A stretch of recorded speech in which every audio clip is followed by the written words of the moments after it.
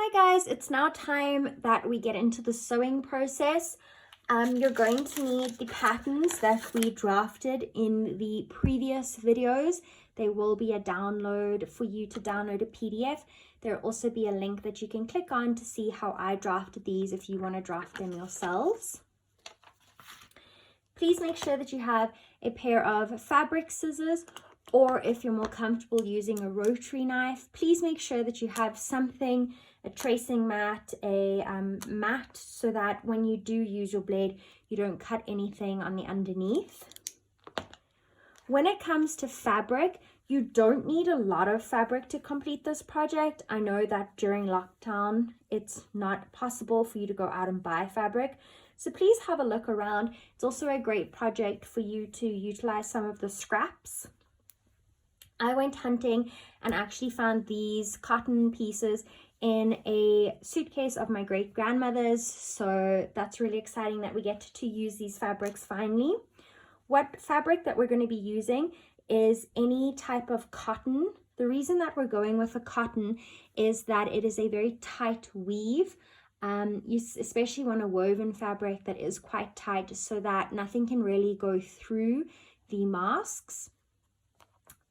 You're going to need elastic. I've chosen white just because it pairs the best with what I've got. That's not really specific. Please just make sure that it is quite a thin elastic. It is going around people's ears, so you do want it to be as comfortable as possible. You're going to need pins, your sewing machine with a thread choice that pairs nicely with the colors that you've chosen, along with an overlocker. If you don't have an overlocker, you can easily do a zigzag stitch instead.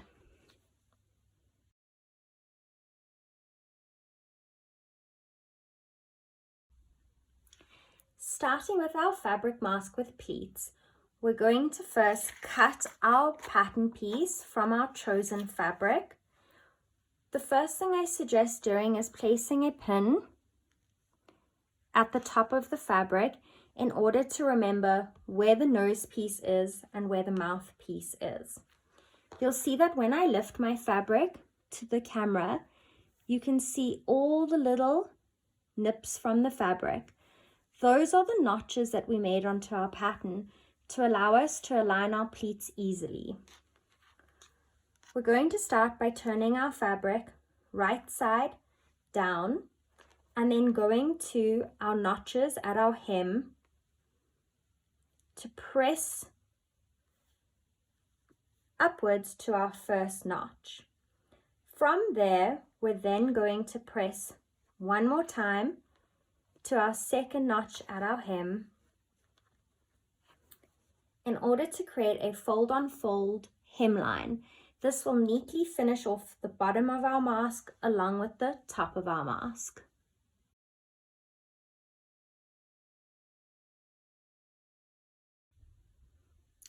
Once you've prepped your top and your bottom, it will be a clean edge on the right side with a fold-on-fold edge on the under.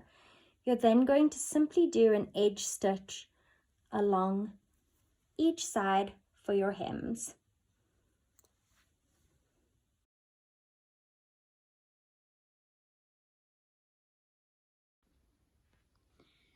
For this hem, I'm going to be doing an edge stitch. I back tap, and now I will continue doing my edge stitch till the end, where I will once again finish with a back tap.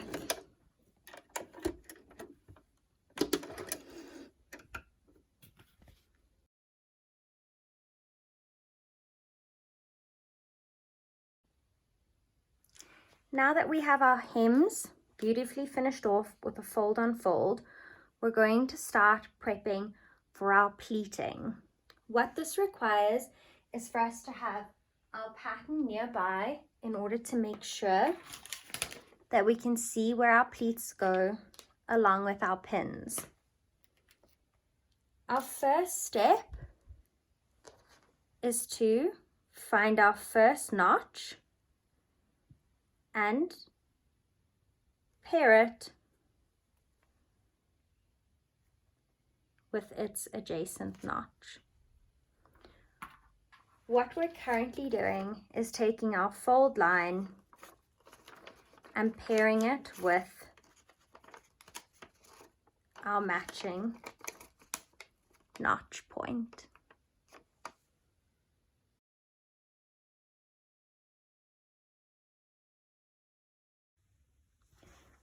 Once you've paired up all of your notches to their corresponding notch points, you will end up having your surgical mask with its pleats.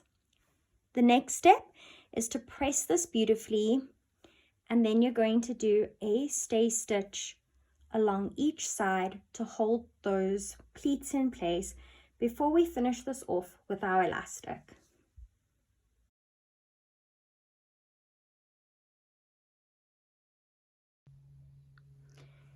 Now that we've got our pleats stay stitched so that they're nicely holding, we're starting to see the beginning of our actual surgical mask.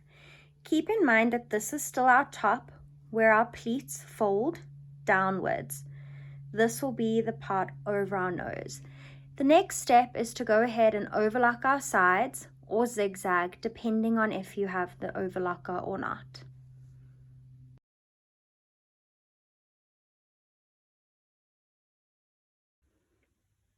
And now for our final step, attaching the masks to elastic in order to get them to stay onto the face.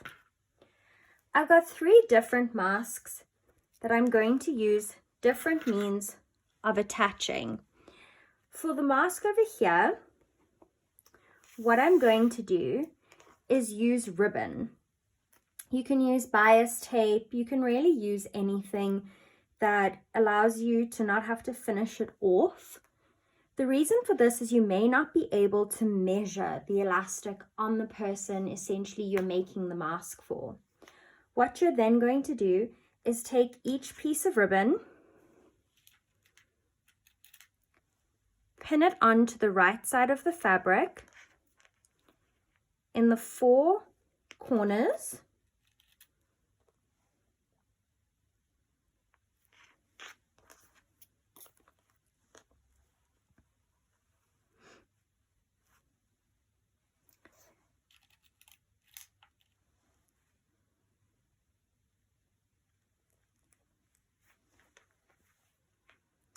This method gives you the ability to tie it to multiple sizes.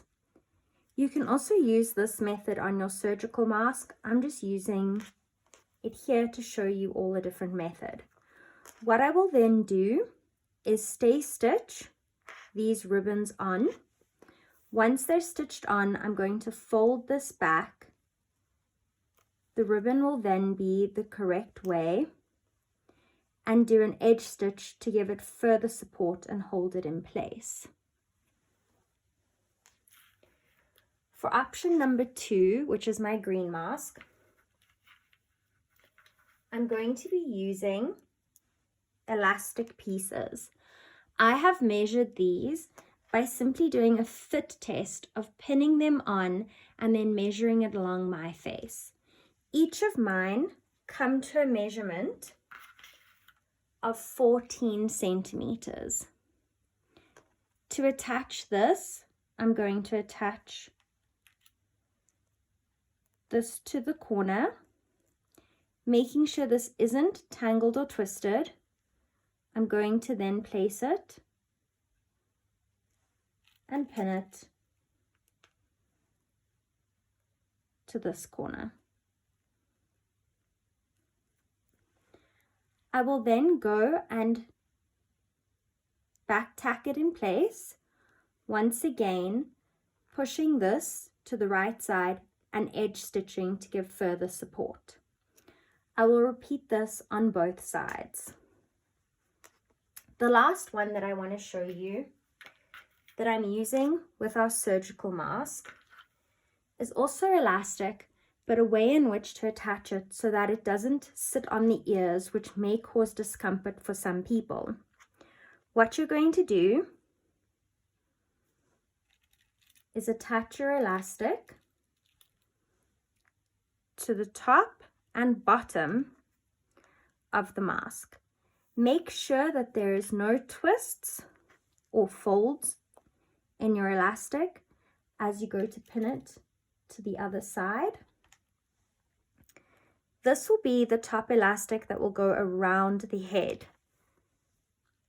I've measured this piece to be at 30 centimeters, and the under piece that will go around my neck measures 20. I will then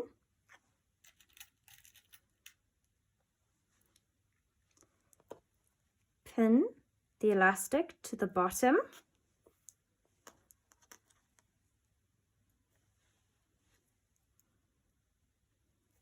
Once again, securing each piece, folding it back, moving my elastic out of the way, and edge stitching.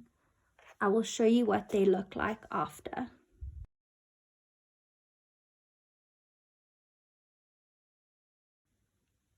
And after I have attached the different finishes, we are done. As you can see, I have just top stitched those down in place after attaching so that there's extra hold for the ribbons. Our surgical mask has a bigger piece to go over the head with a smaller piece that attaches at the neck, and it also has been finished off in the same way for extra support, along with our mask that will go around the ears. Thanks guys, and I hope that that's a tutorial that you understand, and I can't wait to see some of the face masks that you produce. Please make sure that you tag us in so that we can see them, and we're just doing our little bit to protect us and protect those around us. Stay safe.